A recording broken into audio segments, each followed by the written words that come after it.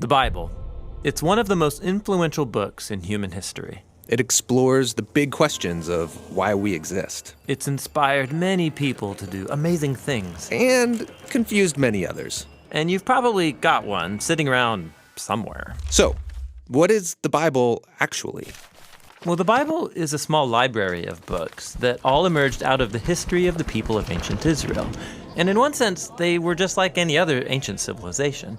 But among them were a long line of individuals called prophets. And they viewed Israel's story as anything but ordinary. They saw it as a central part of what God was doing for all humanity. And these prophets were literary geniuses. Really? Yeah, they expertly crafted the Hebrew language to write epic narratives, very sophisticated poetry. They were masters of metaphor and storytelling, and they leveraged all of this to explore life's most complicated questions about death and life and the human struggle. So, there's a lot of different authors writing this book. Yeah, and these texts were produced over a 1,000-year period, starting with Israel's origins in Egypt, then leading up to their kingdom with their first temple. But eventually, they were conquered by the Babylonians, who took them away into exile. Then, at a crucial moment in their history, many Israelites returned to their land. They built a second temple, they reformed their identity, and this is when the Jewish scriptures began to be formed into the shape that we have them today. Okay, the Jewish Bible. What's in it? Well, in Hebrew, it's called by an acronym, Tanakh. The T stands for Torah, sometimes called the Law. That's Israel's 5-book foundation story.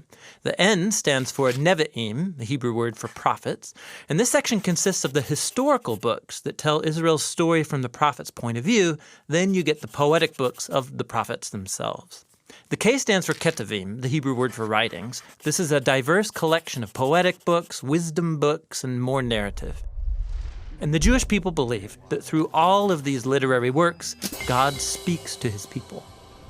Now, there were other Jewish writings being produced during this Second Temple period as well. Yeah, a really diverse group of texts. And these too were highly valued in Jewish communities. And there was debate from ancient times about whether or not some of these should be considered part of their scriptures. So, this is a lot of different writings over a long period of time. Why did they put them all together like this? Well, altogether, these texts tell an epic story about how God is working through these people to bring order and beauty out of the chaos of our world.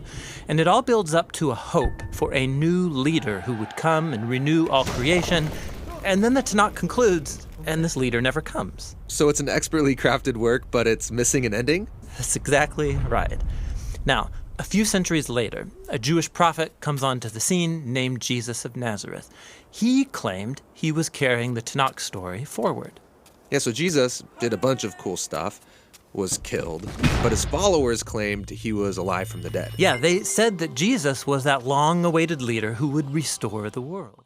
And so his earliest followers, called apostles, they composed new literary works about the story of Jesus. They called these Good News, or the Gospel.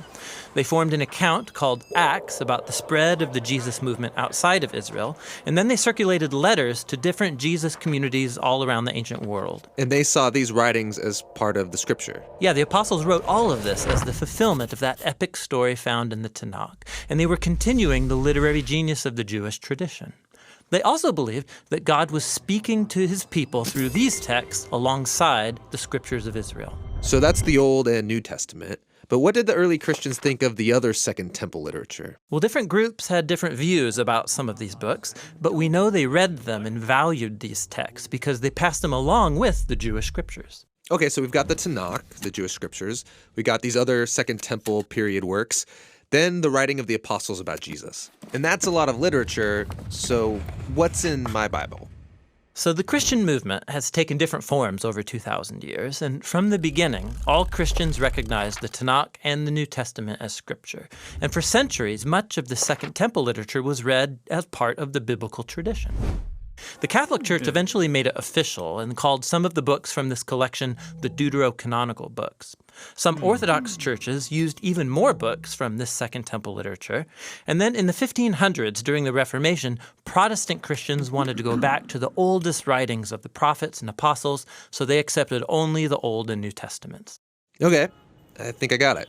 But how does a collection of books produced over 1,000 years by all these different authors tell one unified story? Yeah, that's the question we'll address in our next video.